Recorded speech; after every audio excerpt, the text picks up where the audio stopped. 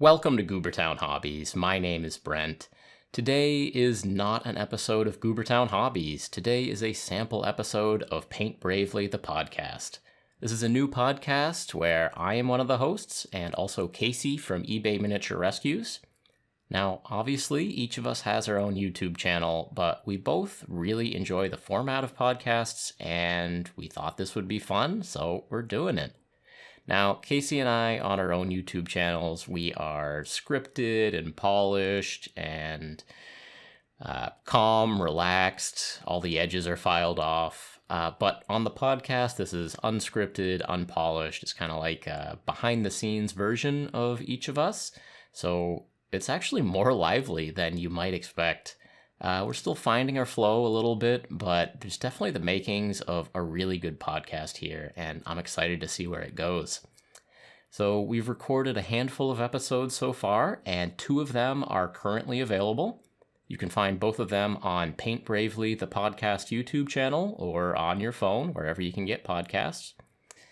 Now, the Paint Bravely, the podcast YouTube channel is a great place to ask questions that we might answer on the podcast or leave comments and just interact with us. The comment section on the YouTube channel, Paint Bravely, the podcast, is where you want to go to talk to us.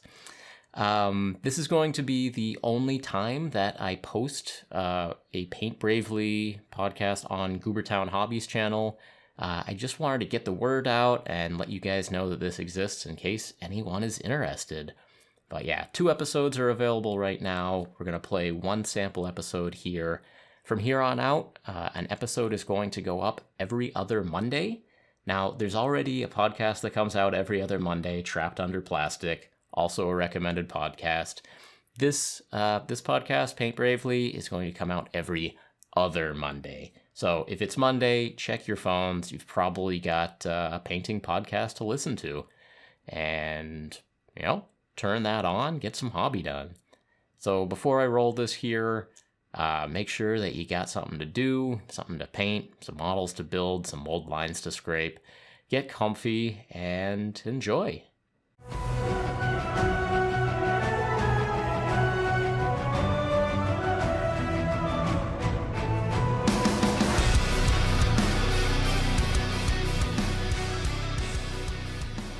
What's up, guys, and welcome to the Paint Bravely podcast. This podcast where you can find a little bit of encouragement, discover ways to make your hobby more fun, and most importantly, try and learn how to paint bravely. So, how have you been, Brent? I'm doing well. Thanks for asking. What's new with you? Not a whole lot. I think I've been trying to sell my pool table this last week. Okay, how's that going? Not the best. I put up this listing and I tried to make it really fun on Facebook. Like a little bit quippy, trying to say like not too many stains on the felt, stuff like that. Pretty much, like it's seen better days, but they've been good days, And I put up this whole thing of saying like you have to have a professional mover come in and move this. I'm not going to allow you to put a hole in my wall. And then I put this caveat at the end of saying, unless you're a contractor or a carpenter and also have beer. So are you giving this away for free? No, I'm selling this for money. So you're selling it and requiring that they have professional movers. Correct. And you're making jokes about the condition of the table? Yes. It's perfect. Okay. It's such a good listing. But, and you said you're having trouble with this? Yeah, well, so I've had people who are interested, but like I had these people come over the other day, and I was like, "You're gonna have a mover, right?" And he kind of didn't speak English very well, and he kind of was like, "Sure, yeah, no problem, whatever. I've got movers," and I'm like, "Okay, So they get there, and it's like this younger dude and 2 older dudes that don't speak English, or like the younger kid did. But like the table weighs 600 pounds. And does it not disassemble? Can you not like take the legs off at least? Oh, you can, but it's it's like a whole thing. It's this whole system. You gotta like jack it up and then take each leg off. Like, yeah. Well, because there's a slate that goes on a pool table, right? And like my table happens to be fairly nice. So there are 3 tablets essentially that make up. Yeah, or you're thinking just move the whole thing at once. Well, they were thinking they could just grab a couple Okay. guys, move Okay. the whole thing at once. And I had to four explain to four them guys, 4 how this corners. works. Yeah. Yeah, 3 dudes like Okay. and they're just like they come over to the table and they're trying to lift it. And I'm like, "No, you can't lift it." They're like, "What do you mean we can't lift it?" I'm like, "You literally cannot. Like you cannot carry 200 pounds a piece with a 7-foot table." Is this ground floor at least? It is, yeah.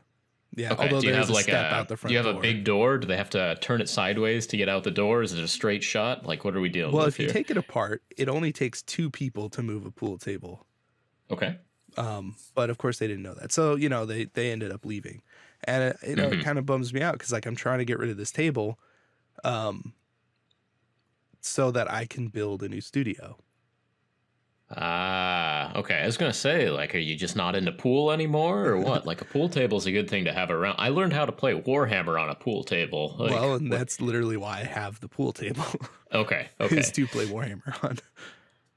Yeah, because I play a little bit of pool from time to time. Like it was nice when we got it, but it was really for board games and Warhammer specifically. I just wanted a huge table in order to do that, and a pool table is a good way to go, but they're not easy to move. So there are probably better options if you want to play Warhammer on a giant table. True. If we had some sponsors or something, we'd tell you about the blank foldable gaming table. The foldable gaming table with extendable legs. Not today. Not today. Like, no. Today, especially if you live in Nevada, like, give Casey a call. He's got a pool table. It's in very true. Pretty good condition, and it's built solid. We know that. So it is very solid. It is very solid. So is this the last thing holding you back from actually starting the studio? Pretty much, yeah. Your last obstacle? Yeah. It's like I have 2 rooms that are right next to each other, and they're kind of like these long, like double rooms, which is really weird. The last owners built this weird extension onto the end of this house. One room has the room I'm in right now. That's like a closet attached to the main room. And I'm going to turn that into 2 more rooms, on the other side of my closet door, so that I can have a studio and there's just an extra room. And then all the stuff that's in the room right now is going to go where the pool table is. That way I can kind of have a little more control, over what's going on for YouTube and, recording podcasts and whatever. Nice. But that pool table is in my way.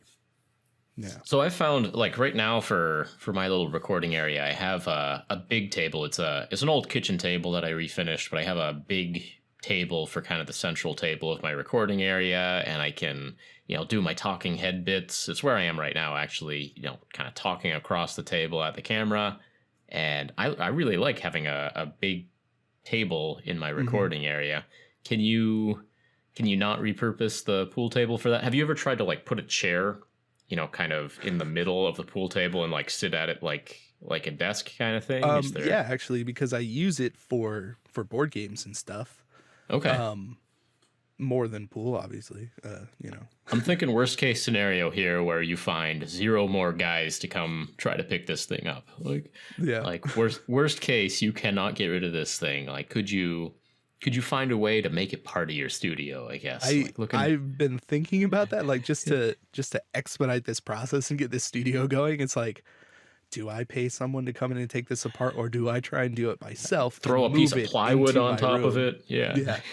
Because the thing is ridiculously heavy, and I don't even know where to start. Like, the fact that the slates are held together with wax, that was like I watched the dude put it on. He took a torch and this big block of wax, and he, like, went over it and scraped it and went over it and scraped it and, like, made it perfectly flat.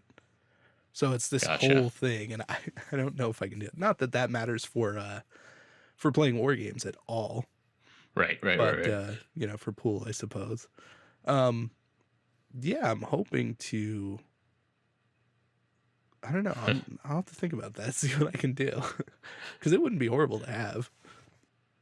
Yeah, throw a piece of But plywood on top of it. Get yourself a nice, flat surface. Start fresh. Like there's your big man's desk right there. it would be a very large desk. Actually, I don't know the dimension of a pool table. Maybe that's bigger than a piece of plywood. I don't know, but No, actually, it's barely the size of an actual Warhammer table. Like the oh, is it 6x4? Like yeah, or so this or is the a 7-foot surface table. So okay, Yeah, the actual but with play with the surface. pockets and the rim and stuff, it actually would be wider than a piece of plywood. Then the overall width is wider than 4 feet, eh? It is, I think, exactly 4 feet. Like, because I Oh, have a okay. piece of Okay. plywood that I put on top of it for playing Warhammer. Because Oh, the you don't actual even play. surface, You don't even play inside. I can't. Oh, okay. I know. I want Okay. to. No, I am. All of my early games of Warhammer Fantasy Battles were in my friend Mike's basement, and they had a pool table down there, and so it was, the Bretonnians and the knights and the archers and the goblins and the vampires all like fighting around like one cardboard house and stuff. Like, Yeah. you can definitely play Warhammer inside a pool table. Oh, for sure. I mean, when I yeah. started, it was the same kind of thing. It was like, well, this is a large surface, and that's the best we're gonna get. We didn't even know. I don't even remember if I knew that there was a specific size. Yeah, the felt is almost as good as a game mat, really. Like that's not a bad surface to be putting your models on. That's all right. Yeah, it's not too bad. It's nice and flat. They're not going to fall over. Anyway, I wish you luck on your pool table situation. Well, I am genuinely excited to see what you can do with a new studio space. Get you out of that closet. Have a camera with a little bit longer focal length. We'll see what you can do, right? Like, yeah, I think I'm most excited for that is having the space to have an actual depth of field. Yes. Like have the bokeh in the background. It's nice and blurry. I've got the nice lights, like the tungsten lights and the color and stuff. But it's like, yeah, there's no room. Yeah. Well, that's a stylistic choice. Actually, in my videos, I like to have the depth of field, having everything in focus. Sure. That's what I like. You get my face in focus. One, it just guarantees that the face will be in focus if everything's in focus. But also you get the background, you get the cat sleeping on the shelf back there. That's very true. Speaking of which, if you are listening to this on podcast services, we also put this up on YouTube. There's a video, and I can see both of Brent's cats right now, sleeping right behind him. Now, normally the way you edit these, you're gonna have a little Paint Bravely logo. That's gonna probably cover up Gordon, but that's all right. We'll it's all right. It's all right. Just you want to see Gordon, you watch Goobertown Hobbies YouTube channel, and if you don't care about cats, just listen to this podcast on your phone. But exactly, some people just aren't cat people, Brent. And I understand that. But my wife is not a cat person. Okay, we tried once. We got a cat. It was miserable for her. Allergic, or she just hates him? Nope, just hates him. Oh yeah, yeah. She's just like, why does this cat have to knock things off the table? That's what cats do. Yeah, isn't that funny? Why is that why? Yeah, that's hilarious. Like, I think it is. You see how it just like stole your hair tie? That's hilarious. And then looked you in the eye like it ran off. Yeah. She just can't understand. Yeah. Yeah, I've always had cats. A few years ago, I had a D&D game that was going on at my apartment, and one of the cats got into the habit of knocking dice off of a table. And so we actually used that cat for rolling dice for a couple of sessions. Like, all right, roll an insight check. Put a D20 in front of the cat where it's sitting on the shelf there, knocks over, you didn't see anything. You don't notice anything. You keep walking into the dungeon. Exactly. That's pretty great. That's like a nice outside force of true randomness. Yeah, exactly. Chaotic neutral, rolling your dice there. Yeah. Well, speaking of D&D and board games and all this table talk, I suppose, what do you think about Kickstarter minis and board games? So As I'm sitting here today, I haven't gotten sucked in as much as other people have with Kickstarter. Just a little. So just a little. So to date, trying to search my memory here, I think I have done exactly one Kickstarter where I've pledged money and sat there hitting refresh, and like rooting for all the unlocks and everything. So far I've pledged money to Artisan Guild Kickstarter for a bunch of Amazon 3D printed minis, and I can see the appeal. Mm-hmm. Like I can see why people do get sucked in, because there are so many creative people with awesome ideas that are putting stuff up on Kickstarter, and then the whole organization, the way that it's kind of like eBay in some sense. The thrill of the hunt of putting down your money and then seeing whether you're going to get like a cool deal or not. Mm-hmm. And then, except, once something is fully funded, it's like, oh yeah, I'm going to get something cool. But I hope more and more people join in so that all these unlocks happen and I get even more cool stuff. And you get kind of a little bit of ownership of it, and you get really excited to see where it's going to go.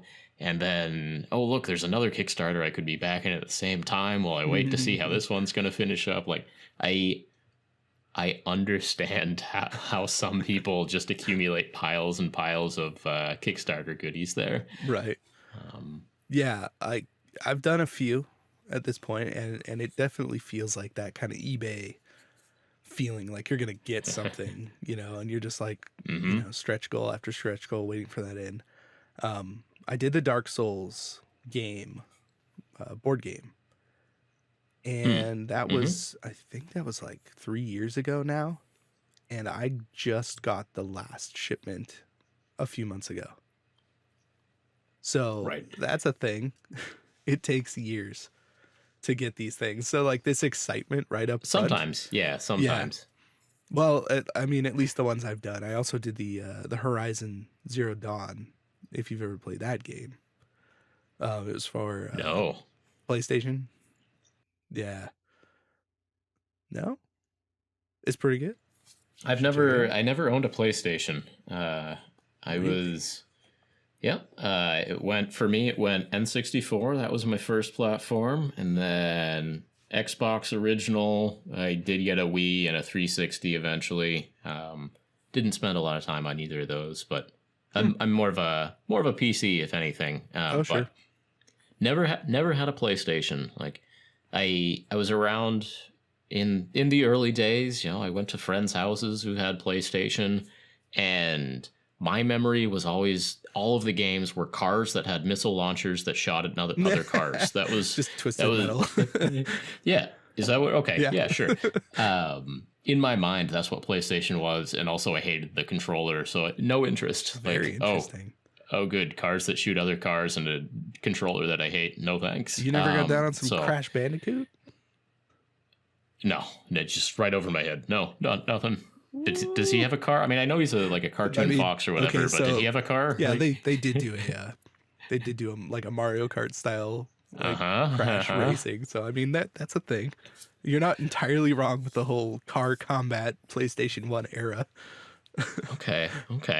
Yeah. So but, So as this podcast is going along, I wonder if my persona on the podcast is going to be the curmudgeon-y guy who who hates judges. Like, look at my shirt, Brett. Look at it. Oh, look at that! All right. Casey is wearing a PlayStation shirt. We learned some things today.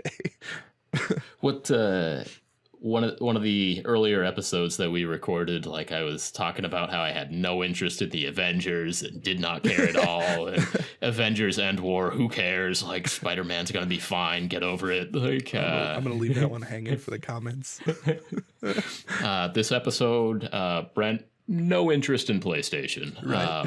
Yeah. What? So PC elitist guy.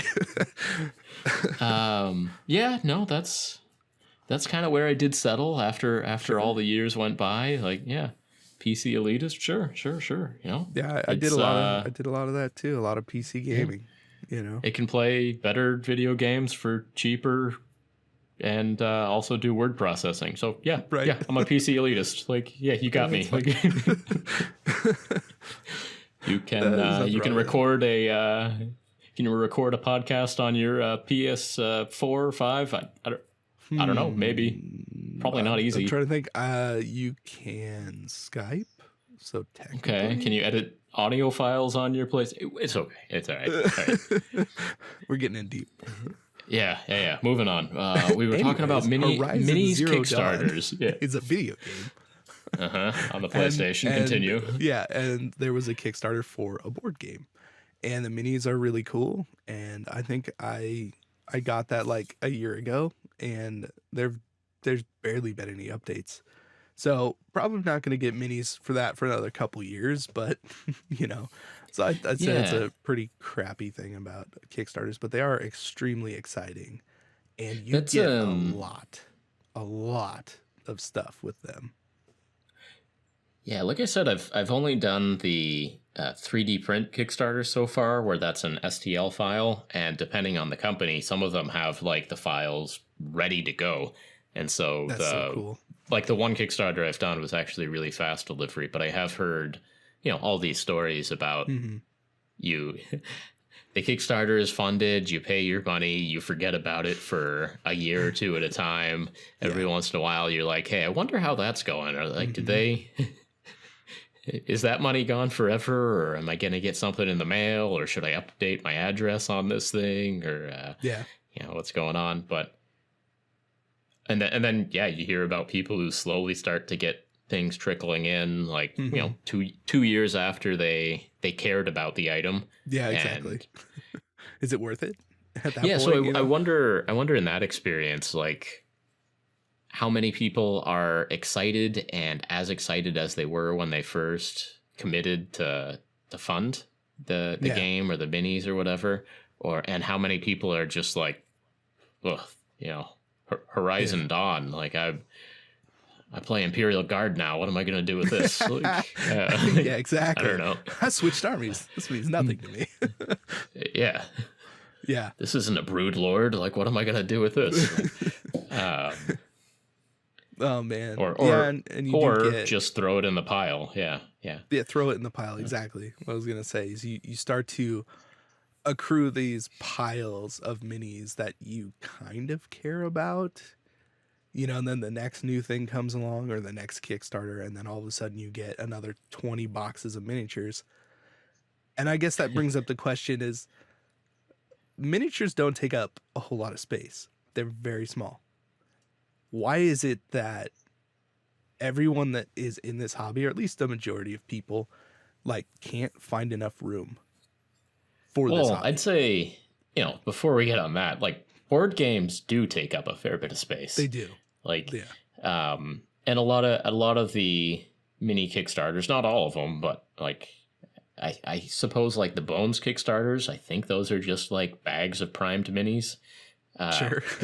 I think those can, like, I haven't participated in one of those. Like, one of these days I probably will get in just on a Bones Kickstarter run. A bunch of random stuff. Partially that, partially just for the experience. Like, there's some of these things are like big enough in our culture. Like, oh, you've never been in on a Bones Kickstarter. Like, those are they're exciting. Like, they're part of the culture at this point, and there's some things you just got to do. Like, everybody should go to Disneyland once in their life. Like, everyone should do a Bones Kickstarter. Like, and my understanding is that those pack down pretty well. Like, you get a box with like bags of minis, but if you get like a board game or something, that's a big rectangle, and the actual minis take up maybe 10% of the box. That's true. Depending on the box. And then, you got your tokens and your board and your rules and your other packing material, and then the box. Are they a standard size box? You got a lot of boxes there behind you. Are any of them the same size? Do any of them stack neatly on top of each other? That would be a no. No. So, kind of on staying on the subject of Kickstarters for just a second longer here. Like, I'm also just not a big board game player, And for me, I am resistant to learning new rules. Right. And that's just me. I don't know if it's like I'm not a learning disability or something, but like I have a hard time focusing on like learning a new rule set. It doesn't capture my attention the way it does for other people. And so in something like Warhammer, like when a new rule set comes out, you got your what's the new 40K rules expansion? Psychic Awakening. Yeah, that's what I'm thinking of. Yeah. Like for me, like I have no interest in keeping up on all of the +1s and -1s that come along with something like that. And this gets a reroll now. And that's one of the reasons why I not involved in competitive play or anything. Like all the subtleties of rule systems don't hold a lot of interest for me. For me, it's like the minis. Yeah. And I'd probably be more interested in some of these Kickstarter games if they had like just the minis options, or like I think I see like a Gloomhaven box behind you. Oh yeah. Like if I could buy just the minis, other than very expensive eBay auctions, if I could buy like just the minis from a game like that, I'd be much more interested in that. Yeah. Maybe I'd paint the minis, and maybe I'd get so attached that I actually would be interested in learning the game or something. But if we ever get to hang out in person, that's not necessarily at a convention, we should play Gloomhaven. Okay. It's one of those, like, it's a big box, weighs like 50 pounds, miniatures, crap everywhere. Not very hard to play. Yeah. 5-minute explanation. Nice. So. Okay. That's good. Now that you mentioned it, though, it's like, I'm going to try and get you to play something. Fair enough. I respect it. I enjoy the challenge. For the last couple of years, I've been going to Gen Con, and I really enjoy it. I love the convention of tens of thousands of nerds in one place, and some of them are dressed up, and there's games everywhere, and there's minis everywhere. Like, I really enjoy Gen Con. And walking through the vendor hall is a crazy experience because you get to see just how many games are out there, how many different minis are out there. Yeah. And something kind of funny, though, is like every time I stop at a booth and like, oh, what's this mini? This is cool.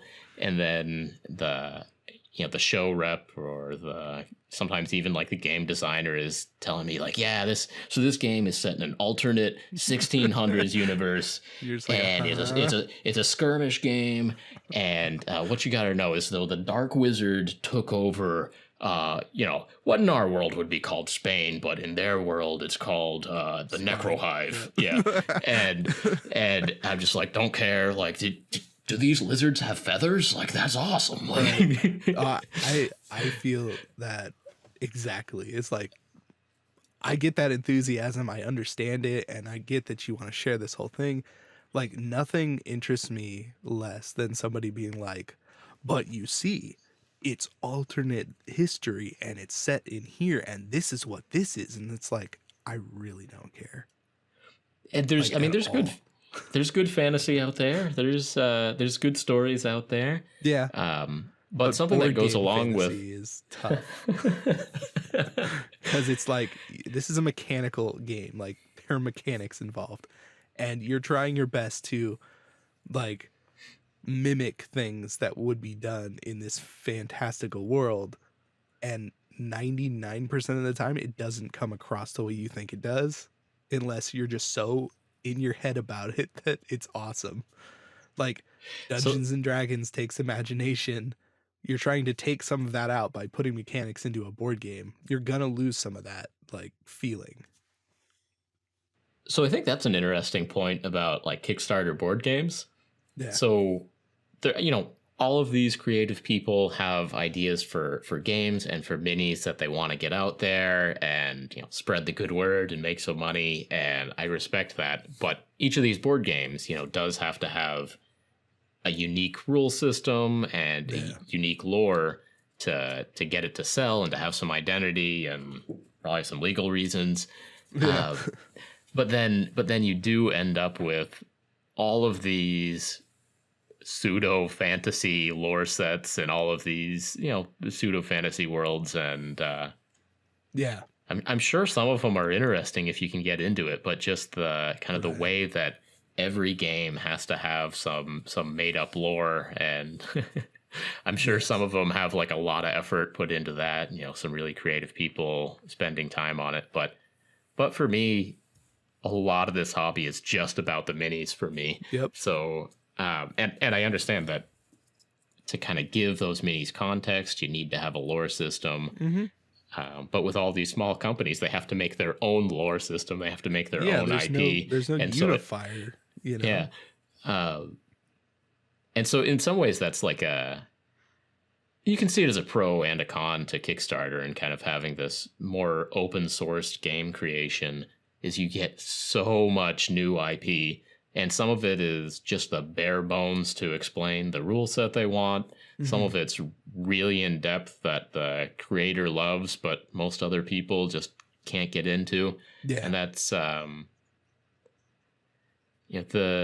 Warhammer 40K lore and fluff has always seemed like kind of silly to me, but it's impressive that there's so much of it, and it's become like a pillar of the nerd community, or whatever you want to call it. Like it exists on its own.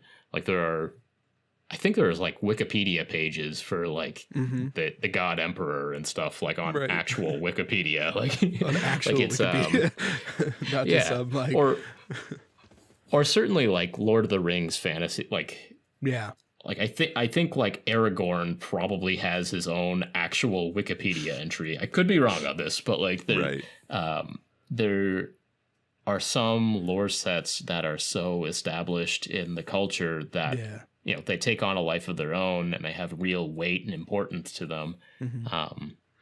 But then you have a Kickstarter game where two people spent a couple of years of their life really working hard on, and they had to real quick scribble down where the dwarves in their game came from. Right, exactly. They're miners, but they're miners from an alternate Cuba. Like what from, kind of twist can we alternate Cuba? Alternate Scotland, sorry.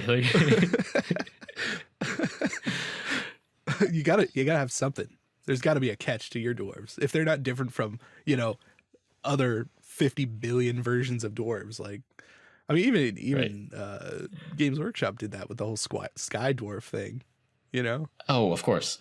Which I freaking love, by the way. So the Games Workshop stuff, again, because it has so much like momentum and inertia, like eventually their stupid ideas do start to make sense in my head. Right. I don't know if it's repetition or brainwashing or whatnot. It's brainwashing and just being hit in the head over and over. With the same stuff like, no, this is real. Yeah. This is still real. No, the gene seed. Like, Well, like this Age of Sigmar's existence in itself threw people so hard, and they just didn't stop. And now it's the thing, right? Like, it's there. Man, that's definitely a whole podcast topic if you want it to be. The death of Warhammer Fantasy. Well, yeah, I mean, I remember a couple years ago, like I found out about the death of Warhammer Fantasy just as I was getting back into the hobby. Yeah. So, had the long hobby break, and I was getting into it like maybe 6 months after Warhammer Fantasy had died, something like that. Mm-hmm. And, I remember going into a game store to buy some colors. And of course, the first thing back I was painting was Dark Eldar Warriors, but I was buying some like bright, fun colors. And I go to the cash register, I check out, and, the guy sitting there says like, you painting some lizard men or whatever. And I'm like, man, I wish, right? Like, rest in peace, lizard men. Like, no, these are for Dark Eldar. It's like, no, you can still play lizard men. Like, they're still here. Like, nope, they're not. Sorry. And of course, now I've like bought more Seraphon, and I'm ready to go. But there's newer stuff coming out. Like, over the last year or so, they've been teasing it. Yeah, there's definitely new Seraphon stuff. Like There's new rules. There's a few new mhm. pictures. There's a new temple piece of terrain, like a Mayan pyramid kind of thing. Yeah. I don't know if there's any actual new dinosaurs coming out. I don't know. It'll be cool if there are. I'm sure, like for Underworlds, that they'll have some lizard men eventually. That'll be cool. Yeah. But yeah, like on this topic, like any crazy thing that Games Workshop does, any stupid lore that they decide to put into their canon, Yes. they have the strength to make that work. Yeah. They have the strength to say, no, these are memories of dinosaurs with lasers on their back that are brought back by toad people. And from space. and it from space. Yeah. Yeah. Yeah. And the toad people have been fine in space for a while, and look, and I haven't even read this lore. I'm just like through osmosis, like I'm aware of what's happened. Like, and like, yeah, that's silly, but like it sets in because Games Workshop has the reach and the size to do that. Yeah. And so any stupid idea from the Warhammer universe or 40K universe eventually becomes like, okay, all right, yeah, I guess that makes sense in context. Like, somehow. All right, you know what? Now that I think about it, like after a couple of years of kind of incubating in the brain and getting hit out, over and over and over with the gene seed needs to be recovered from the fallen warriors. Like, yeah, okay, all right, that makes sense. Like they can't grow that organ anew. Like, yeah, they only have so many of those organs that they can transplant into their brother warriors. Like, yeah, okay, yeah. When it comes down to it, you need an apothecary to do that work, and it's not a glamorous job, but yeah. Somebody's gonna do it. Somebody's got to do it. Yeah, and I think there's only room for so much of that like crap in your brain. Like there's at some point you just stop like, okay, I don't need any more like that's why somebody I don't comes need any at more me fan fiction on to this. tell me, and I'm just like, I can't, dude. Like I can't put more in. Yeah. But yeah, so this is set in an alternate 1500s where like monsters come out from the bottom of the sea. Like, cool, yeah. That's great. Yeah. And I understand why cool. These. Yeah, like these are cool minis. Like, yeah, and see this one's the leader because he's got a cool hat. Like I got it. Yeah. Like that's that's like when you're 10 years old talking Lego. Like, see, this one's the best because he has a hat. This one over here, and I understand why this has to exist. Yeah, exactly. But I mean, it's that like child. I don't know. There's an innocence about it, like this childhood innocence of like you're just so excited about this story, and everyone else is like, "That's great." And I don't think, and I fully expect that like some of the stories for these smaller games are actually pretty cool. Oh, I'm sure they are. And if they had the weight of a medium or larger sized company backing them up and creating a black library for this smaller game, I'm sure a lot of them would be better works of fiction than they probably some of this would be Games Workshop insanity. Dinosaurs. yeah. I think most people probably could do better than Space Dinosaurs. I think so. Yeah. GW has the marketing and the just sheer inertia to make Space Dinosaurs like, yeah, this is a thing. Yeah, that's crazy. That's what makes it cool. Like, they have an and then resolve. all right, it's cool. You got it. Yeah. Yes. Oh man. The iron resolve, like publish the video on Space Dinosaurs, turn off the comments section, and Space Dinosaurs are out there. Oh, and they totally turn off the comment section. They're like, we don't care what you think. This will happen. It's already in motion, and you can't stop it. Yeah, and that works for them. Like they can pull that off. But yeah, just when I'm walking around looking at all these small games, like, I get drawn in by the minis and like when I'm looking at a game, like I am pretty much assuming that I'm going to be throwing out the board, going to be throwing out the rule set, going to be chucking the tokens right in the bin. And unless maybe they're made out of plastic, you might make some like terrain out of them or something. Sure, But for me, when I'm looking at a boxed game, it's like how many minis are in here, and what's the MSRP of this game, and how many of those minis do I want to paint? That's kind of what I look at. Like, well, in that case, I would say that most Kickstarters not worth it. Oh, okay. All right. Good to know. Good to know. Yeah. But there's, I mean, so there's the board game Kickstarters, and then there's like, 3D printing Kickstarters, and then there are the like just selling for minis. Sure. Yeah. Yeah. So maybe that's why I've been a little bit more immune, is because I don't get sucked into board games in quite the ways that some people do. Yeah. And again, that's not because I'm better than anybody. It's just because I like hate learning new rules, and so I don't have that that attraction. I don't have the ability to love new board games in the way that some people can get sucked in. But no, we're all different in that manner anyways. Like, some people build computers in an old iMac, and some people read friggin' board game rules for days just to try and figure out one thing. Yeah.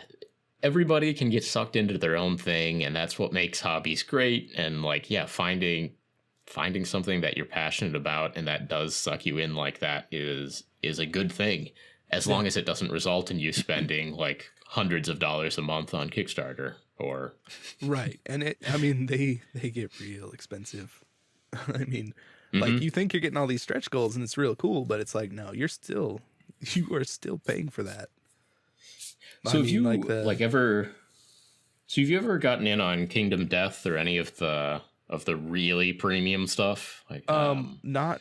I mean, I wish I was around for Kingdom Death. Well, they're still constantly pumping stuff out, as far as I understand. Yeah. I mean, I've seen what it does to people. Okay. As much as I want those minis, like, I don't know if I could do that to myself. Even just doing the Dark Souls one, which has a lot of minis, like, I don't know that I'm ever gonna paint any of them. Like, I have too many minis and not enough time. Yeah, there's just there are just so many, and some of them are really cool. But then I have to ask myself, like, well, why am I even painting this? Like, I've played the game. I played it once. Okay. And it was fun. But you sat down there, you learned a rule set, you played one game. Yeah. Okay. Yeah. Okay. And then waited for the rest of the minis over the next, year and a half. And they finally just got here. Well, cool. Yeah, but now I don't know what to do with them. I just have them. So are you like pro or con Kickstarter? Where are you feeling? I think that for a majority of people, it's a con. It seems like it's a cool thing and it's super fun to do. But the fact is that, like, and specifically for a board game, right, with minis, you're probably not even going to be interested by the time you get them. Like this Horizon Zero Dawn thing, like, I'm hoping I'll still be excited, but I don't think so. And I really like the idea of the 3D printed ones, though. If you have access to a 3D printer, I think that's an awesome way to go. It's kind of like 3D printer Patreon accounts. Yeah, you get that like monthly reward. Yes. Yep. And those are things that I'm definitely a part of. I have a couple of resin printers now, and I do enjoy using them. They kind of lay dormant for a couple of weeks at a time, and then I'll spend a couple of days printing out as much as I can. And there's a lot of awesome minis and bits and greebles, I believe they're called, like little bits you can put on stuff. Yeah, it's old Black Magic Craft Jeremy calls them greebles, like when you get print off an air conditioning unit that you can stick onto the side of your building, or a ladder, or a little control panel or something like that. Yeah, greebles. So yeah, there's definitely cool stuff on Kickstarter. I kind of my feeling is that I feel lucky to not be sucked into it, I guess. Yeah. I feel lucky to be a little bit immunized because I don't enjoy learning new rules. I don't get sucked into the lore of new games as easily. So if it's kind of like a 3-pronged attack of rules and lore and minis, it's only the minis that pull me in. Yeah. And I feel like if you're susceptible to 2 out of the 3, then you might be into like some real trouble. Yeah. For me, it's just the minis, and I am trying to get better at not buying more minis because I already have such a pile that it is becoming slowly but surely easier for me to not buy a set of minis because I have such a backlog at this point, which, you know, it's embarrassing that I have that backlog, but it is starting. It can be. Sometimes it's stigmatized as like a bad thing to have a ridiculous backlog, but at least I think it's starting to stabilize because the sheer mass of minis to paint backlog is starting to slow my purchasing habits. Right. Yeah. I can see how starting that to would at help least you a little bit. Yeah. Yeah. So like you said, you have a backlog. How do you store all that stuff? Like, how big is it, I guess? You know, just put you on the spot. It's big. I mean, it is almost certainly thousands of minis, probably, a couple of thousand probably. And it's big enough that I can't put it all on a table or 2 tables at a single time. It is in many different boxes. Like over time, I have started to get a little bit better organized. And so like the volume of backlog hasn't gone up too badly for me. Because I've been better at like condensing the minis and the bits into smaller trays. I was gonna say smaller trays, but it ends up being like the same amount of space, but just getting more and more and more into the same amount of space. But I've been better at condensing my supply into a space that hasn't grown too much. Yeah, and I do actually think I have some systems that I like for condensing minis and stuff, but at this point I have a giant backlog. It would be a true test to try to, you know, spread it out and evaluate it or try to get a census or anything on my backlog.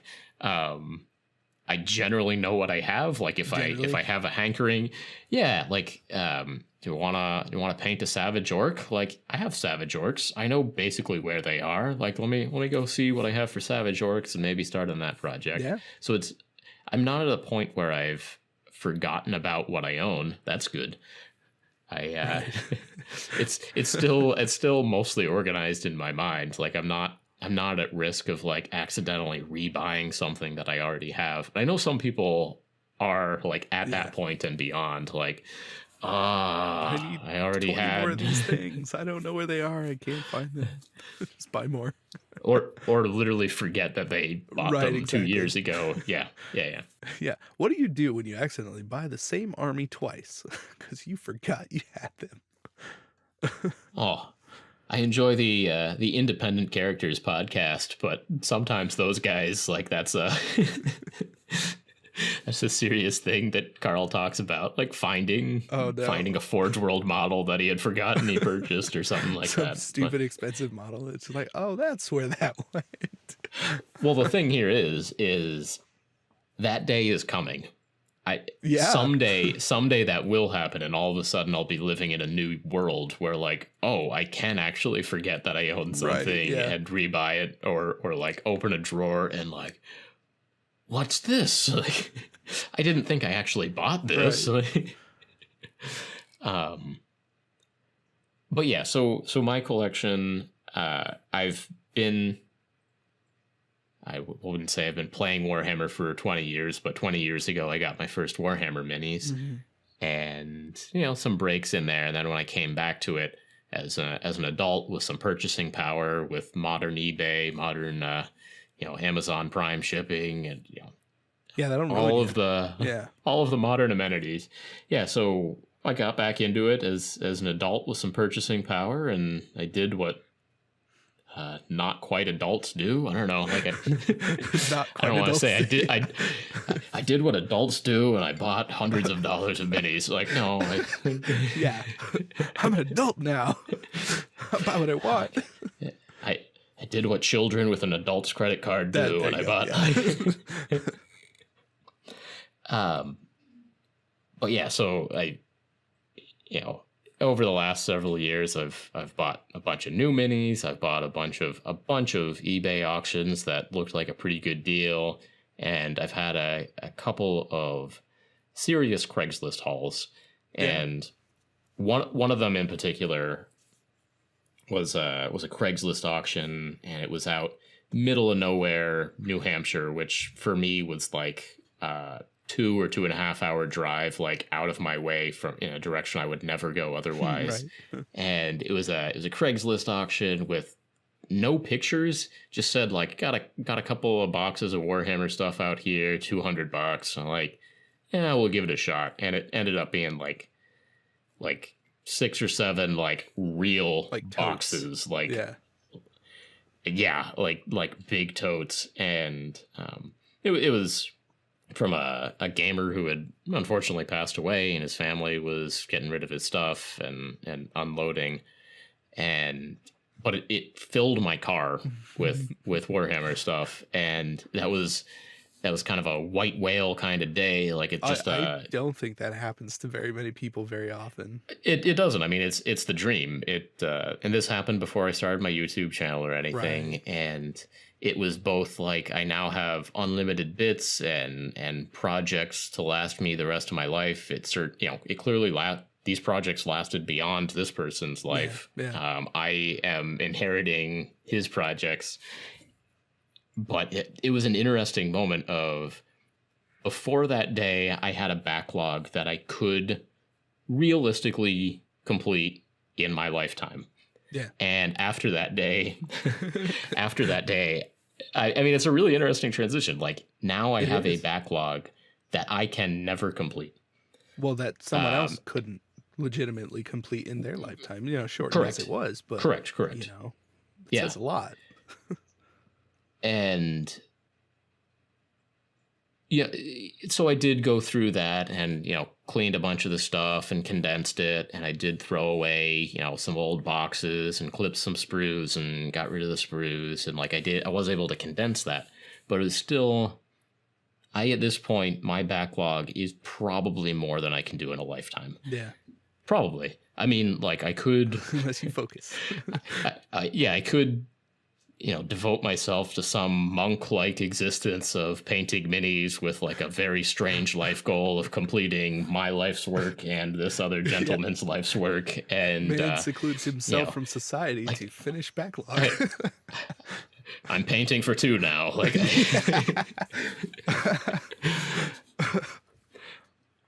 Interesting thought. But short of that, at my current rate, no, I will never finish that backlog. And even if someone's backlog is only a couple of boxes of minis, for most people who are actively involved in the hobby, it just is the case. Most people do buy faster than they paint. Yeah, for sure.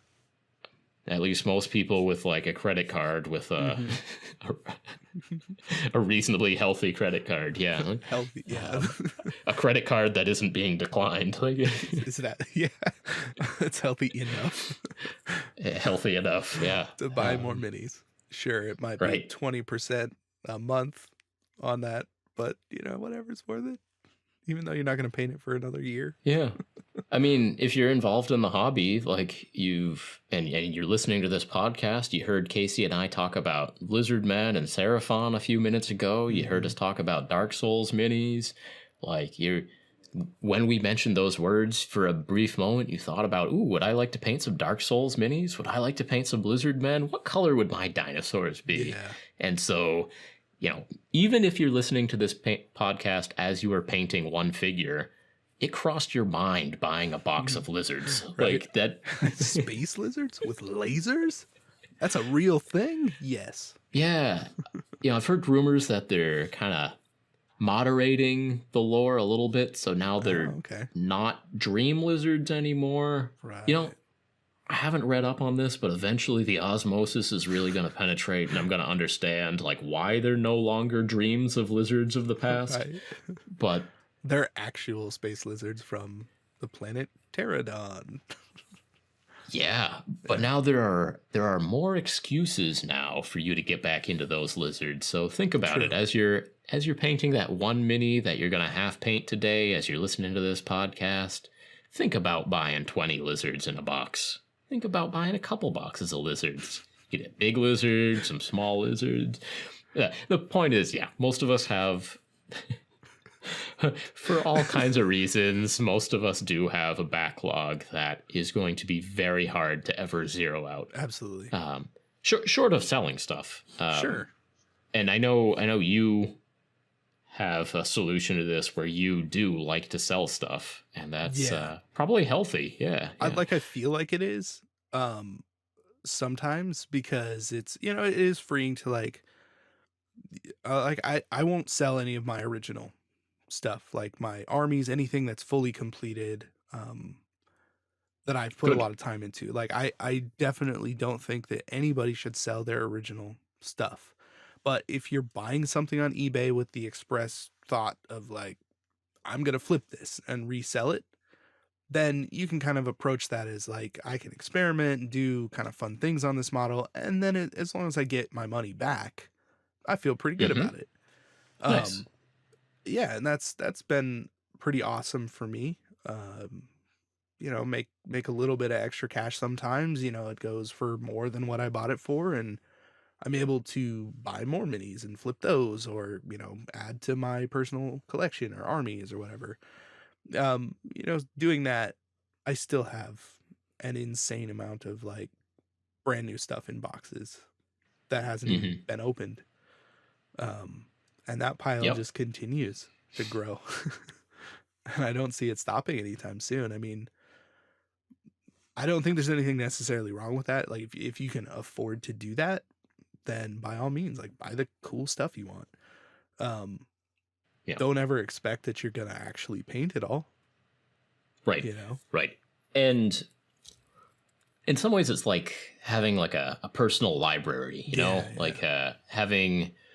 having the ability to say, I want to paint today. What do I want to paint today? Yeah, I want to start a new project, and I got an idea, and I think I have that many. Like it's kind of nice to have a supply of different projects available for you right at your fingertips that you can get to. And so it's in that respect, it's not a bad thing to have a big collection of unpainted minis. Like you always are able to kind of take that inspiration right when it's fresh and grab something. A rainy day, you're not going to leave the house, but I've got some squigs here. Like There's no bad day to paint a squig. Yeah, you can't sleep one night. You've just been thinking about the salamanders chapters of Space Marine, and you got an idea. You got a green you want to try out, and you've got particularly. Well, right here, I've got Primaris and I've got Tactical right here. Which is it gonna be? Like Do you ever have those thoughts like late at night? Like legitimately, like I've been wandering around or doing something late at night, and literally for salamanders specifically thought, like, how would I paint that like dark skin tone? Like, what would I do? And I'm like, it's been an hour and I'm thinking about this thing. It's like, I didn't actually go and try it. I've just been thinking about it. It's a weird thing. Well, that's what a hobby is. It's something that does kind of take hold of your mind when you're not working on it. Yeah. And that's somewhere on the list of things that qualify as an addiction also. For sure. Something you think about during work, think about when you wake up, like about starts to have negative effect on other aspects of your life. Well, okay, yeah. But yeah, that's somewhere on the border of passion and addiction, but it's not a bad thing to have something that you thin line. But no, it's good to have stuff that you love and that you think about, and yeah. So for all the people with massive backlogs, I will defend it enough to say that it is awesome to always have access to a variety of bits. If you are working on a model and you think it would be awesome to have a body or a skull or a piece of junk or whatever, it is awesome to be able to go into your bits closet and pull out a sweet part that's going to make your model look cool. And it's not bad to have that library or that stock, that variety. Like that's not terrible. But again, like talking about thin lines, like there is like a line where it becomes a horde, where maintaining your collection becomes a serious problem, where you're paying rent or mortgage for a decent number of square feet that is occupied with boxes and totes of models and supplies and dirt and like and literally sand dirt and in jars and dried plants and so yeah, I mean there is a point where storage and maintenance of your collection becomes a serious concern, because if you are trying to do something in your closet and it's overflowing with boxes of minis, like that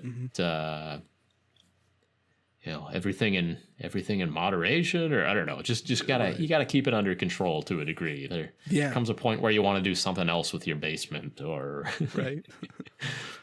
have some room to store some other stuff down there. Yeah. So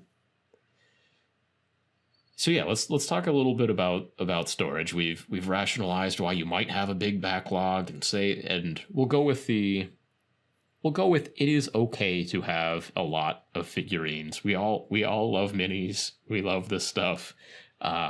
Any hobby has paraphernalia and gear. It is okay to have a collection of cool stuff that you love, but let's try to have it manageable, have it so that you can condense it down into a reasonable amount of space, whatever you believe reasonable to me in this situation, but also be accessible. I do think accessibility is probably the most important part of storage in general. Yeah, it's one thing to know that you definitely have 10 boar boys somewhere, and then it's another thing to actually be able to go and find all 10 of those boar boys like within 10 minutes of realizing that you want to paint one. Right. Like, yeah, I mean, because if you can't immediately, you're that moment's passed. Yeah, it is good to be aware that you've already bought a Forge World model before, or to know that somewhere you have 20 Marauders. But if you can't find those 20 Marauders, they're not giving you joy. They're giving you frustration as you dig through like all your vampires and can't find those Marauders. like just moving jars of dirt and dried plants around, and where are those Marauders? And they're not in this tote. They're not in this tote. Maybe I put them in this one. Like what about this box on the bottom of the stack? Like there's some marker on that box, but I'm pretty sure that's from the last time I moved. Like, So, yeah, I'd definitely say that it's cool to have a large collection, but you got to keep it organized and you got to know where stuff is. So, all right, Casey, teach me how to do this. Like, what do you got? How to organize your closet? Yeah, help me, Casey. Well, let's see here. I have zero organization in this closet, other than it's very Casey, important. You came up with the topic for this podcast. You're right. I did. Was it because you needed advice? A little bit, yeah. I'm drowning here, man. I'm drowning in boxes. It's killing me. I don't know how to paint. Sell them all before it's too late. Oh, see, and I feel bad for that though. And it's not that I don't have organization. I do have some. Like I've got, the nice plastic bins that I can see into, which I think is important. You can see it directly.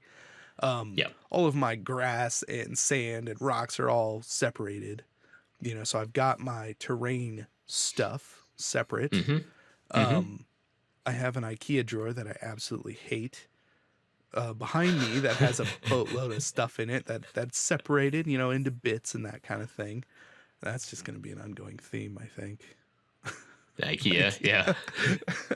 Seemed like a good idea at the time, but then it just keeps wearing on you. Yeah, And yeah, exactly. It does too. It's just like every time I try and close a drawer, all of a sudden, like, I don't know, a screw in the back caught on, and somehow it unscrewed itself. So it's a whole other thing. But yeah, like I tend to keep the boxes that the models come in and store the bits in those boxes because it's already marked. You know, I don't have to have a clear box or have to mark it or put anything down. Like, I could be better at organizing those boxes. You know, I use a lot of them for display purposes, but I have strategically placed my boxes behind me so that if I turn around, I can quickly access specific bits that I want. So for me specifically, like, my space is fairly small and I've set everything up around me within arm's distance. Like, I can reach all of my bits without really moving. And that does help. Like, if you're excuse me, if you're in a basement, then, you know, you're going to start to have piles and stacks, and that can get a little bit overwhelming. You can have bits from all sorts of different things and not even know. Like, I have a box of skulls somewhere, but they're so small. You know, how do you keep that stuff separate?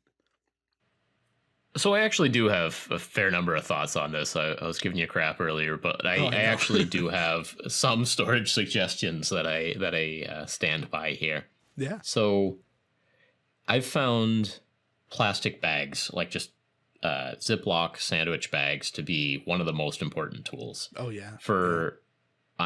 I have come to find that clear boxes and clear bags are some of the most important stuff that you can have.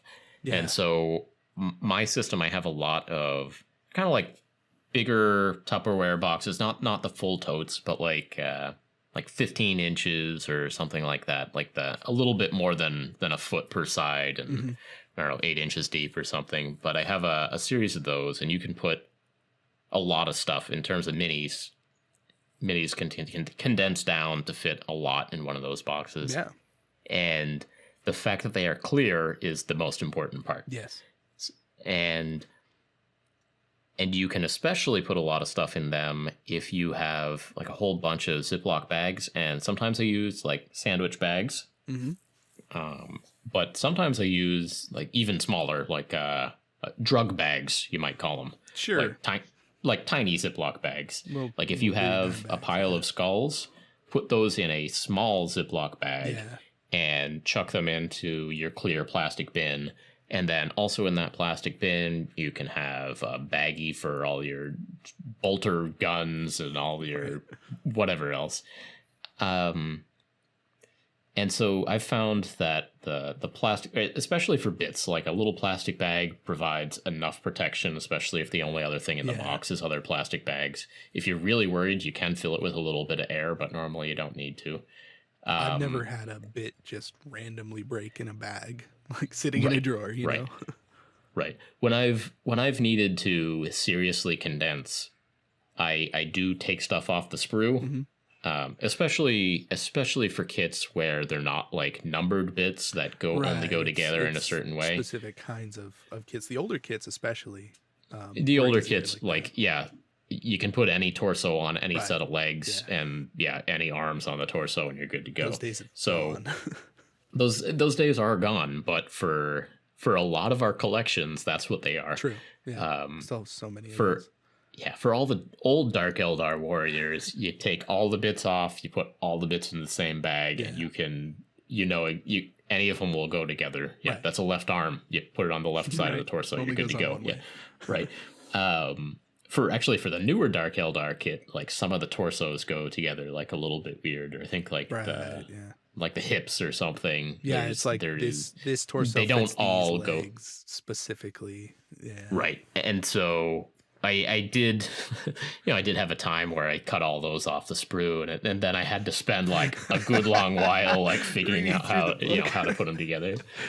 Or for me, it was like sitting there like a puzzle, them all laid out, and then okay, if these ones go together, then do these ones go together, and do these ones go together, and then like the last two pieces I have left, oh, these do not go together. All right, try it out. They're a different combo. But I've sat there and done that before. I've taken those bits and I've laid them out and thought to myself, yes, process of elimination. I will figure out what bits go together. What ends up happening about 2 minutes later is I get an X-Acto knife and I make it fit. And then when I run into the piece that's supposed to go with the other piece, whatever, I will make that piece fit. And that's it. Well, worst case, that box of 10 warriors becomes 9 warriors and some extra bits. And some extra bits. Exactly. And someday those extra bits will be good. But yes. But yeah, for the most part, you can do a lot of condensing by taking stuff off the sprue, as long as you know what it goes to, putting it in little plastic bags, putting the plastic bags in a larger clear bin. One of the suggestions that I went hard in several years ago, but eventually regretted, was like the tackle boxes, the clear. Those are tough. The clear single layer tackle boxes that a lot of people recommend. Exactly. I found that they just waste too much space. Like, you can, they have the little dividers so that you have tackle box dividers, and you can have exactly the right amount of space for your heads and your guns and your Space Marine helmets, whatever. But there's a lot of wasted space inside that hard plastic shell. Yeah. Like, you have the little 3-dimensional rectangle there that's going to be your slot for putting all your bolters in, and you're only going to fill that like maybe a quarter full before you say, okay, and then this next little divider, I'm going to put the other arm in, or the torsos in. And it's kind of nice because, that one tackle box has all your Space Marine bits, and they're nicely divided by what part of the body they are. And so it's organized, and as long as you know where that tackle box is, like, it's pretty easy to access your library. Yeah. But it takes a lot of space if you're gonna buy, one of those bins for every different model kit that you have, or what have you. Like, there's a lot of wasted space in those hard tackle box kits, and I did go like hard into those at one point a few years back. Like, I bought 10 of those Walmart or Target tackle boxes, and I put a bunch of bits in there, and then I had a big stack of tackle boxes, and a lot of it is empty space. And then you're like, okay, but I have these other bits, and of course it has all these, all these are like weird little stressors, like I don't think I'm obsessive compulsive, but like there are like kind of some OCD stressors of like, but now there's like an entirely empty cell in this tackle box. Or is it okay to put a couple of Eldar heads in with a dark Eldar kit? Like, can I do that? Can I split my Eldars across a couple of different tackle boxes? I would think that's not good. Because those Eldar heads in a dark Eldar kit, you could be like, well, maybe this guy, maybe he's got a severed Eldar head. Maybe that's it. Maybe that's why I put the bits in there. Or maybe it's going to be under his foot. That's the problem. Yeah. That's the problem, is because you get all these reasons, you got all these pros and all these cons against putting the Eldar with the Dark Eldar, and then like your sorting day becomes like you've filled up 2 tackle boxes out of your giant collection because you've just been arguing with yourself about whether or not these bits go on these tackle boxes, or you filled up all, you bought yourself 10 of these trays and you filled them all up, and then you realize you still have like more than half of your collection left to go. And you're like, all right, I'll reorganize these. I'll put the left and the right arms into the same cell of these tackle boxes. And then it just, I don't know, organizing any collection like that, these are the little thoughts that go through your head. But so getting back to my original point, that's why I like little plastic bags. Yeah. So you can have all of your left arms in one tiny bag, all your right arms in a tiny bag, all your heads in a tiny bag. And then if those are all in the same kit, you can throw all those tiny bags, which compress to basically no volume, into a sandwich bag. So you have a sandwich bag with all your Dark Eldar warriors, and it's all neatly subdivided within there. And it's clear, and you can basically see from looking at the sandwich bag, like, oh yeah, these are my Dark Eldar work. Or you could even write it on the side of the bag, and then that compresses down nicely, and then you can put that into a larger container, which is also clear, so that you can see, oh yeah, this is the container that has a whole bunch of those sandwich bags in it with. I think this is my Dark Eldar box. Yeah. These are my Dark Eldar kits in here. Quick, and you can see inside. You see them spiky bits. Yeah. I recognize that bayonet that's going to snap immediately. But I stand by it. In those little plastic baggies, it will not snap. Right. Plastic bags in plastic bags in a clear, hard case is a very good way of storing, especially unassembled. It's I like for that. But even assembled minis that are like unpainted, you can do the same kind of bags in a hard plastic container. I still like that system. What do you do for painted minis, Casey? So there are a couple things I do for painted minis. A while back I got a DVD case that has glass on the front, and the shelves removable. Like a stand up with all the tiny little shelves for each DVD. Yeah. Okay. Yeah. So like I moved the shelves up so that some of because I have some like taller models, they go on the bottom, and then I separated them by faction on each shelf, and you can see them. That's like a locked cabinet kind of thing. It's nice for display. So it's like a really tall, thin cabinet. Yeah. Or is it like is it double stacked, so there's like two columns of DVDs, or is it just like one? So it's like one standing column of DVD boxes. Yeah, so it's probably 5 feet tall. Okay. And like the width of a DVD case, in depth. And then it just has two like folding drawers or doors that like cabinet doors that go on the outside. Yeah, and it just sits kind of like a bookshelf. Right. Interesting. Oh man, some of those have them so that the DVDs or the CDs or whatever are at an angle, but you found one where it's like flat. Horizontal shelving. Yeah. Oh wow, I had never thought about that. That's pretty clever. I like that. Yeah. You can put in. A long time ago. Yeah. Huh. It's always interesting when like a type of storage or technology is being phased out, and all of a sudden you can get that stuff for really cheap or on the side of the road. And, there was the period of time where there were a bunch of CRTs on the side of the road, and then there were a bunch of those like old projection screen TVs on the side of the road. Friggin' TVs. You see those everywhere still.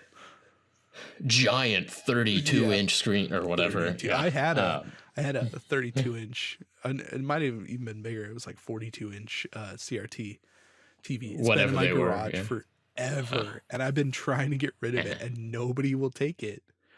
Like I finally found a company who was willing to just kind of ignore it and take it away. But I had to bury it in a pile of garbage so that they didn't really see it to begin with, and they already made the agreement. So they got there and they're just like, well, guess we'll take it. Like you said you would. You said you would. I have a piece of paper that you signed. So yeah, it took a while, man. Nobody wants those things. Like this is no wonder why you find them on the side of the road. Yeah. And then I think we're still in the phase where people are slowly getting the giant like hutches that TVs go in, like the entertainment system cabinets. Mm-hmm.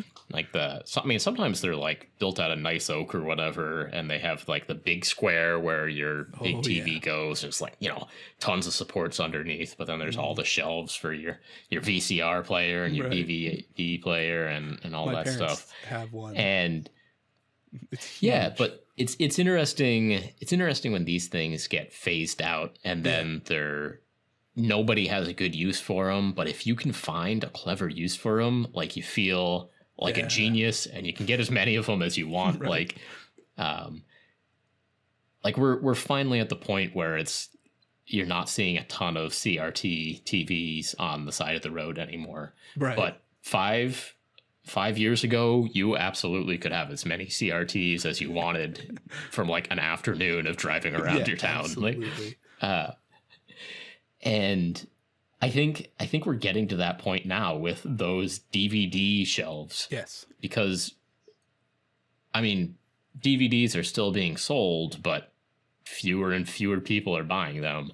And more and more people are just getting rid of their collections and getting rid of those. Yeah, exactly.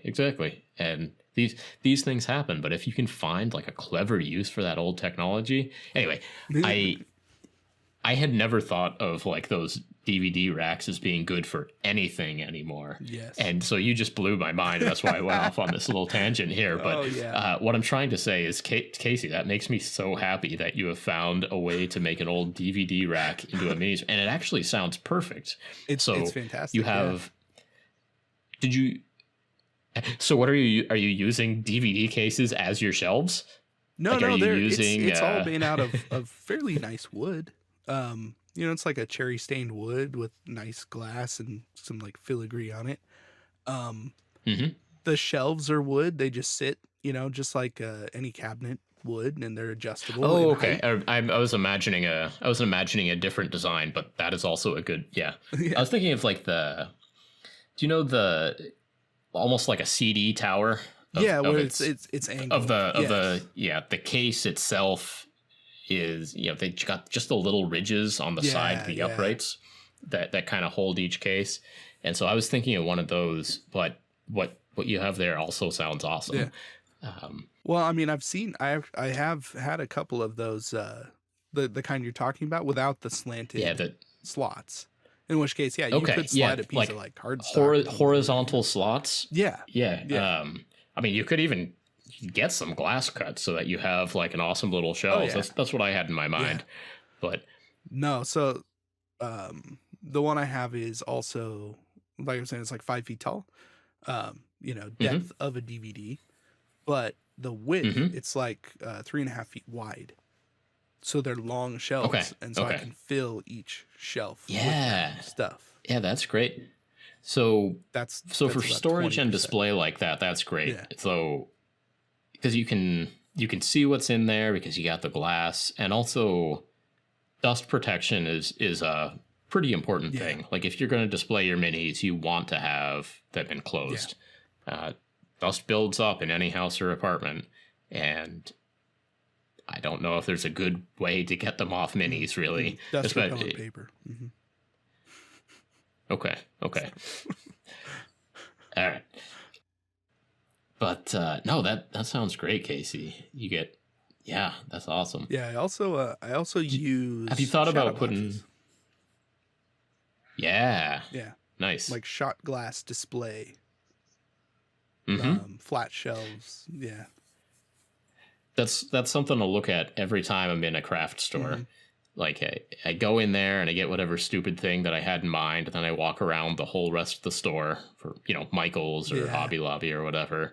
And I almost always, like after I get through the dried flower section, like I make my way over to the shadow boxes and I know exactly. Like I could see it in my mind, like, because they're probably laid out very similarly across states. Oh yeah. Like I know exactly this journey you're taking right now. I take the same journey. Past the frames. It's so funny. Anyways, continue. Well, no, I just the shadow boxes and of course the like little pieces of paper they have in there for promotion. It's like this is where you can put your sports shot glasses yes. and your signed baseballs and your signed footballs and I'm just like shot glass is pretty similar dimensions to like a Reaver, yeah. Right. You're just trying to think about that height, like.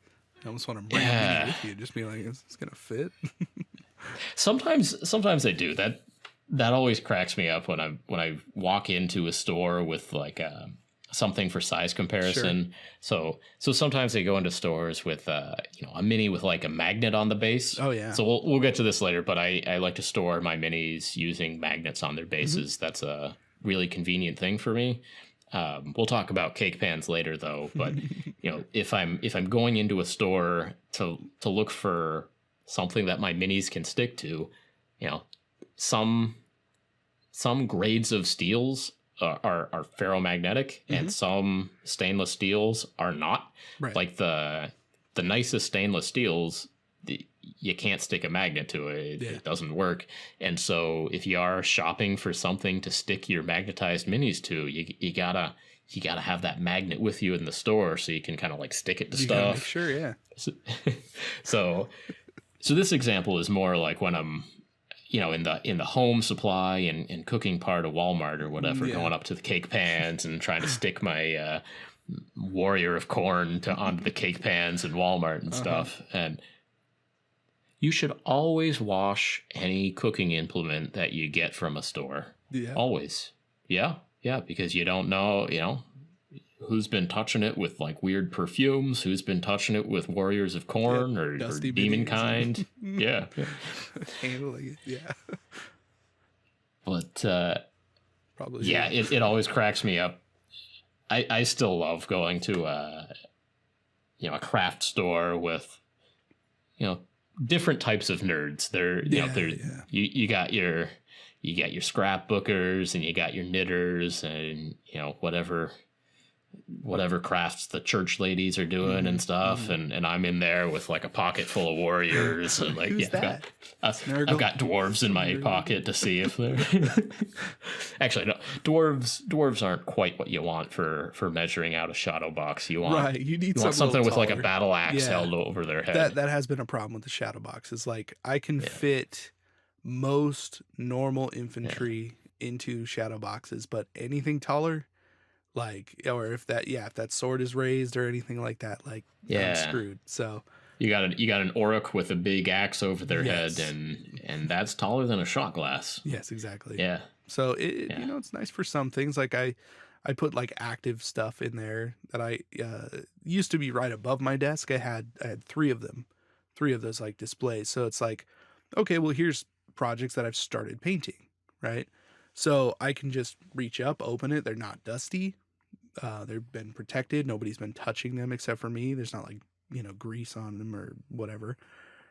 So it's easy enough to just pick up and grab, and it's a quick storage solution that's again within arm's reach. It's right there on the wall. So that's usually what I use them for. Yeah, that's awesome. Do you have lights in any of your setups right now? LEDs? Like, no, I wish I did.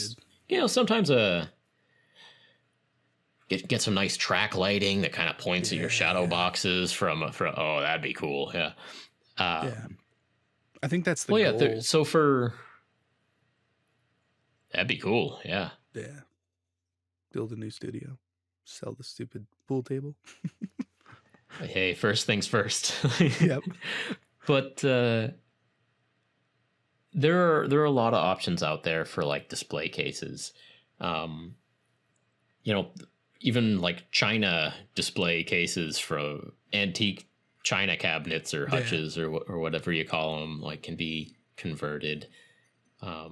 Long before there were Space Marines, there were little old ladies with their China collections and their Hummels and their tiny spoons, garden gnomes that got to live in tiny spoons.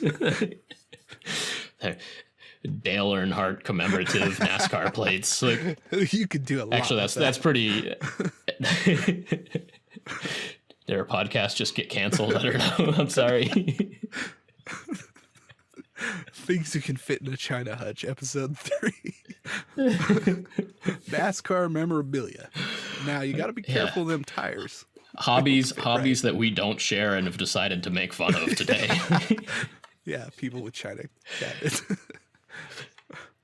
Of course, you know, like a couple years from now, one of us is going to get really interested in tiny spoons, though. Like, there's going to be... Oh, yeah. You know, somehow I'll have those commemorative tiny spoons, and I'll visit every state and find one, and, you know, I don't know what I'll do with it. Hang them. They make these funky little... I got my Memphis spoon, yeah. My Memphis spoon. I ate peanut butter and bananas with that Memphis spoon. You're not supposed to use them, Casey. They're display only. What's the point? I don't understand. You just tanked the resale value. Yeah, I go to somewhere else. I'll like eat something with that spoon. It'll be this whole thing. Resale value. you try to... Does eBay have rules about people showing up in pictures of items that are for sale? I mean, I think they might be a little upset if you were actively licking the spoon you were trying to sell. Well, that's what I was thinking of. Like, Right. your cover photo is like a nice picture of your Memphis spoon, and then like picture 2 is just this moron licking like peanut butter on. Genuine peanut butter has been on this spoon. Oh, no. Yeah, they might be a little upset about that. Spread of disease is pretty serious these days. Like, yeah. I don't know. I don't even know if they would do anything about that. I suppose you'd have to then, with that picture, convince someone to actually pay you money to buy it.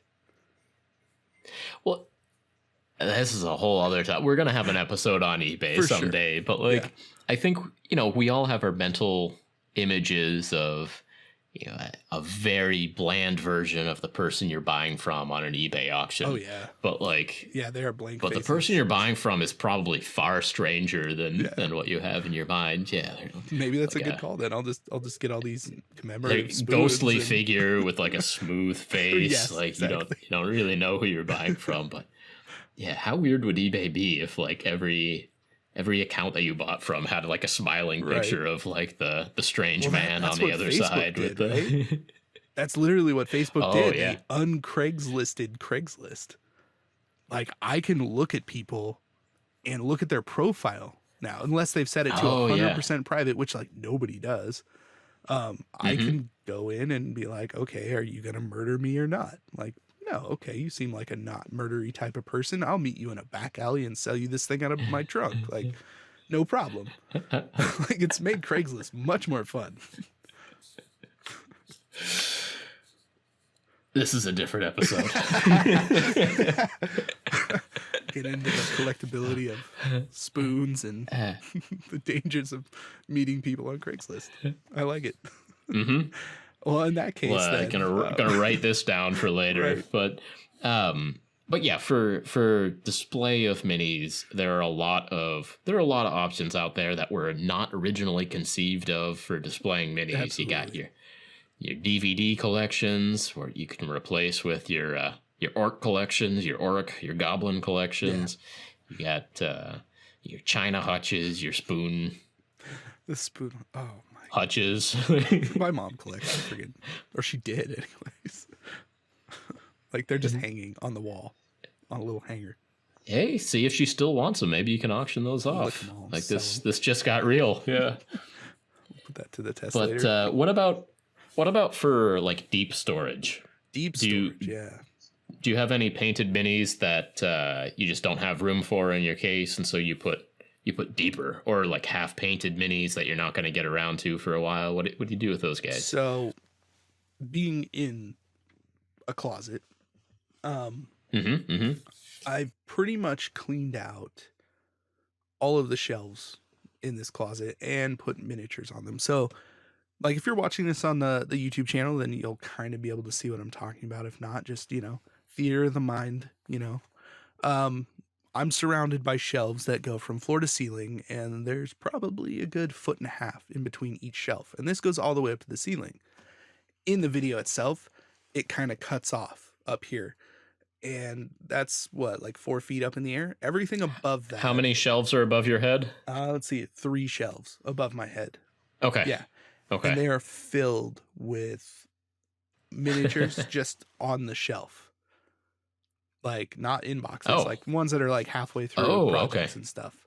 The rest are in the boxes they came in, whether or not they're usually not assembled. Like all the bits, like I said earlier, it's like anything that belongs in that box goes in that box, right? So I do know where everything is. That's mostly deep storage, is being on this shelf in here. And I do move them around from time to time just to kind of make sure they're not getting ruined, like they're not getting dusty or anything. Like, luckily, being in kind of an enclosed area with not a whole lot of airflow, unless I open the door and turn the fans on that I have, there's not a ton of dust in here, which has been pretty nice. So that's usually how I keep my stuff. Yeah. Yeah, that's just luck, really, whether or not you have a dusty house or not. Well, the house I lived in before, or at least that's my understanding of architecture and yeah. Okay, so another storage option or technique that I like is cake pans, like steel bottomed cake pans that have the plastic covering that goes over the top. I really like those because I like to have my magnets or my minis on magnets. Yeah. So I glue magnets to the underside of the bases, and then my minis can stick to my painting handles, they can stick to cake pans, they can stick to the inside of steel lunch boxes. And so it gives some interesting options for storage and transport. And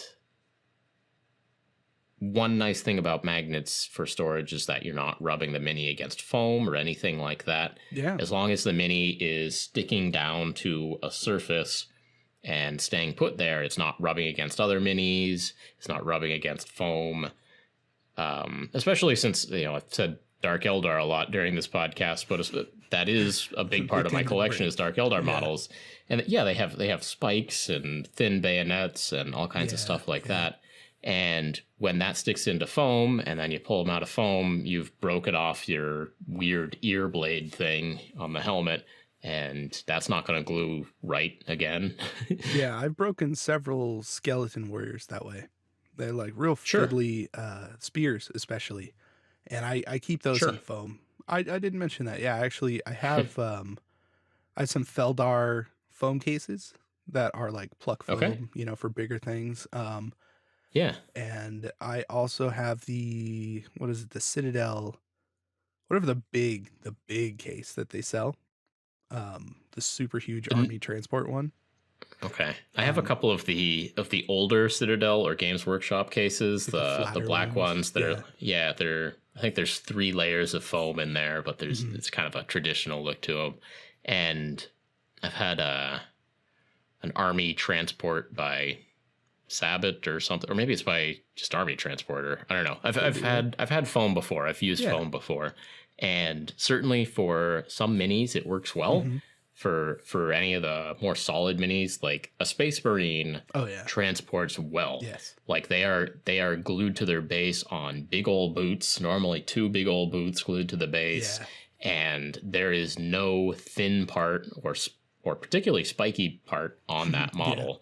Just big, thick, meaty thighs and arms and shoulders, and their head fits right down in there. There's even their gun is thick and is not going to break no matter what you do to it. So put those in foam, no problem. There's nothing going to get stuck in the foam. And normally they don't even have any like really long bits to them, like spears that kind of go outside the little rectangle of the foam or anything like that. Yeah. So some minis transport really well in foam. But a lot of the stuff I've had, I really do like the magnet system.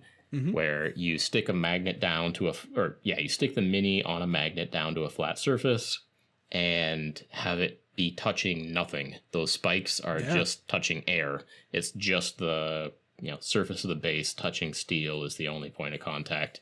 And of course, it depends. If you're using that for transport, you have to be careful because you can knock the magnet off the base, or you can knock the base off of the steel bottom, and then just have a lot of stuff rattling around in your case, Right, which isn't yeah. good. But for straight out storage, I really like cake pans. The height of a cake pan is just about right for most infantry, even if they're like holding a sword up or something. For some of like standard bearers, it's the cake pan maybe isn't quite high enough for some standard bearers, and so maybe then you have to put it on like the side of the pan facing inward or something like that. Yeah, but I mean, you're still or just store it, magnetized, right? or store it somewhere else. Yeah, Yeah. which works. You can do that. That's really cool.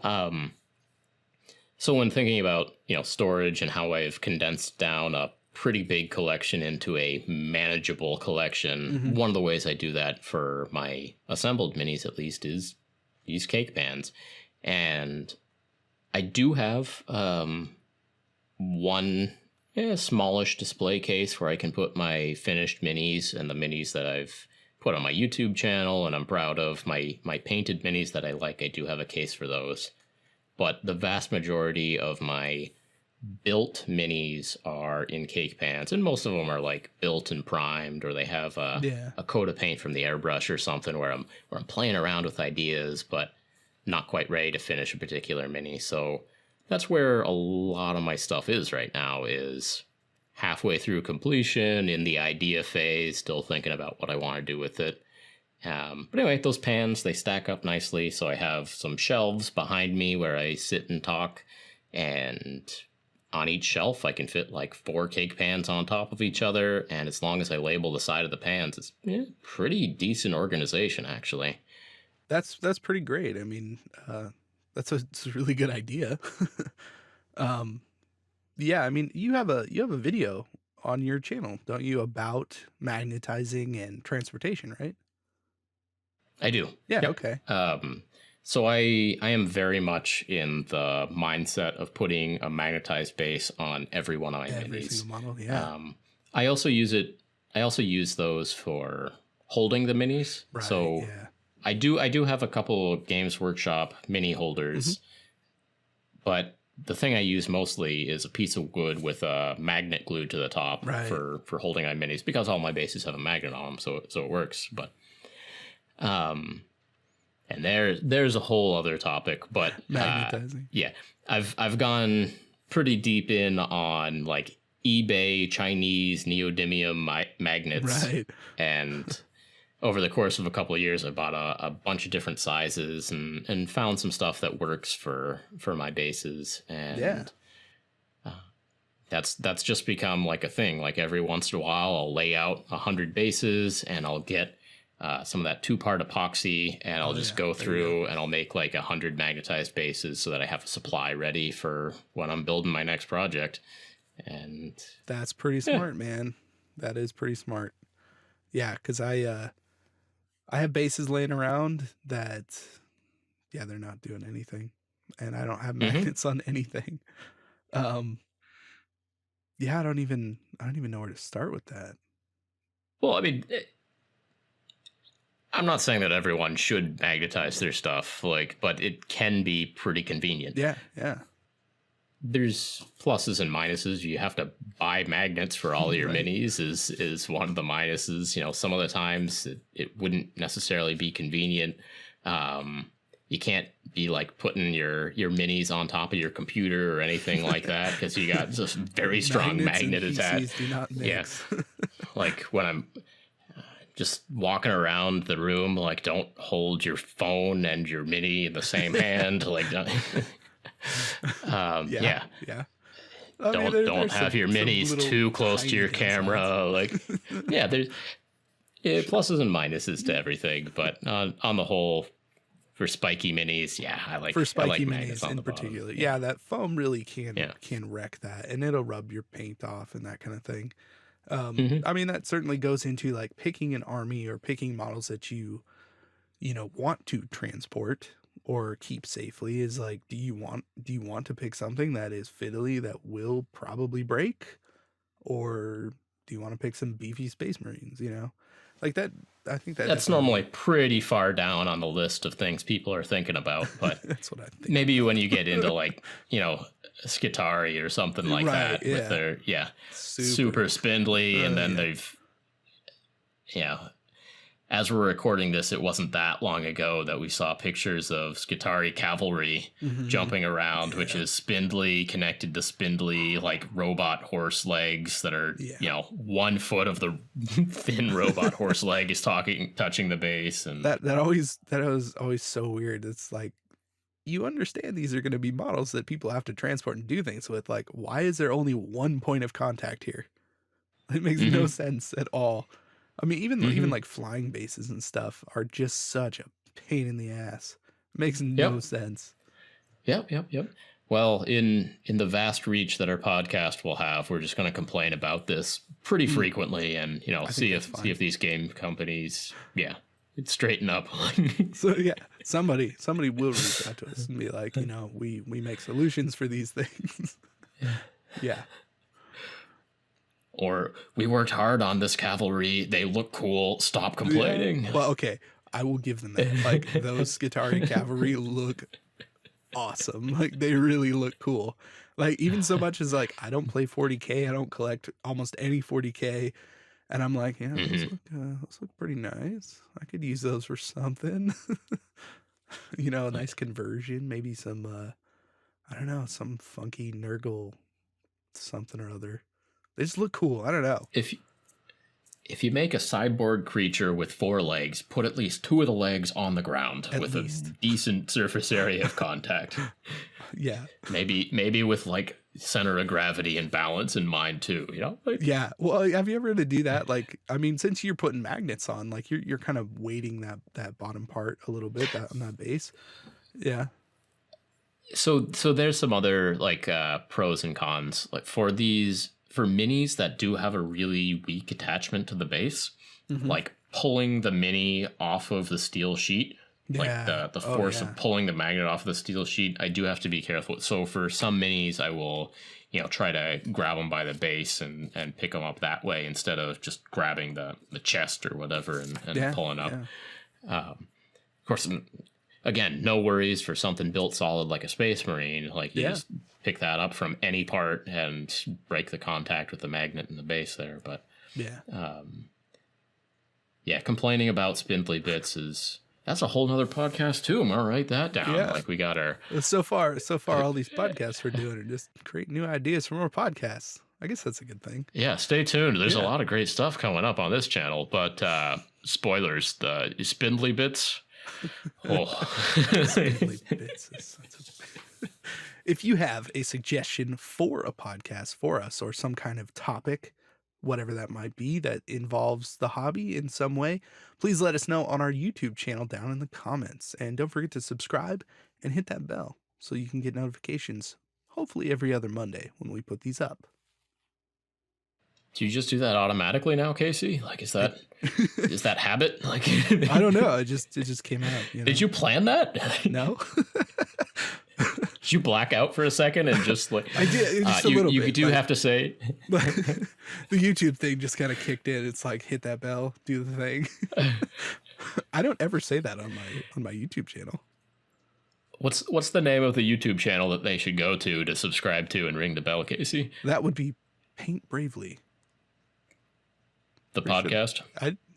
Is it? Yeah, I guess it is. Paint Bravely, the podcast. Yeah, it is. Yeah. And I think we ruined this. No, this is salvageable. Keep going. We're going to keep going. All right, shut up. Don't ever stop. Right. Anyways. I wasn't planning on ending. Salvage, I was just trying to give you Pull it out. Let's talk about the comments section on our YouTube channel, because this seems like a good place to do it. Hold it together, Casey. All right, well, thank you for joining us on another episode of Paint Bravely. If you enjoyed this podcast, please help us out by leaving us a review on iTunes, subscribing to the YouTube channel, and sharing this message with your hobby friends.